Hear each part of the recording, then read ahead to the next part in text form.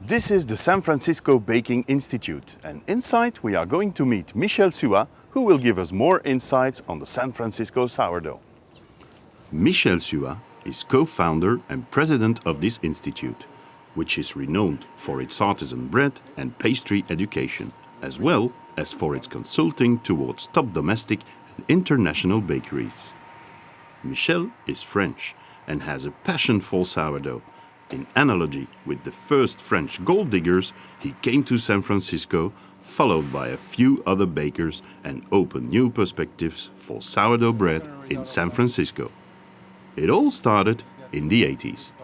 In the 80s, what happened is the sourdough was actually multiple small bakery used to produce in the Bay Area. When we say Bay Area, San Francisco area, those kind of disappear, and the sourdough start to become manufactured at a large scale. And the revival start with new younger chefs who actually start their own restaurant, and they want quality bread. First, the aroma was not so acidic. It was to try to have the flavor of the wheat, the flavor of different fermentation, rather to be acidic. And also more crust. Crust can give flavor to bread, but also it'll give you a better appearance too. Thanks to projects like the Baking Institute and the constant development of new small bakeries, San Francisco sourdough bread became very popular again. But social factors played an important role too.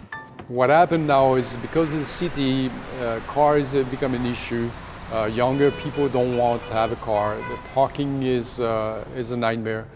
So we have more and more small retail bakery opening in the city, large city, and the consumption of bread is going back up through sandwich shop, or even now a coffee shop actually have a bakery inside where they actually sell toast bread. And last but not least, we have the bread, of course. Local airborne microorganisms still influence the typical taste of the sourdough, but there is more. We start using definitely starter, so because the pH level is much higher, and we use ancient grain, and one of the flour we use is kamut.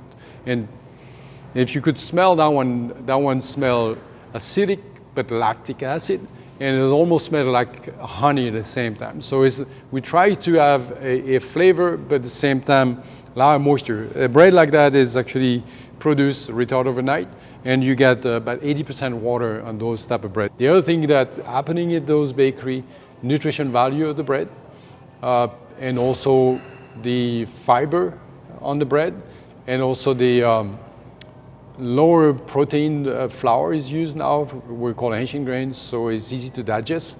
And the starter, the fermentation with the starter actually also help to digest. So all those is why people consume and purchase those bread.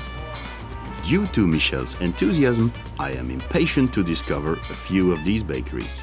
So I got back in the car to visit a few of them. See you in part 3 of the Breads of San Francisco.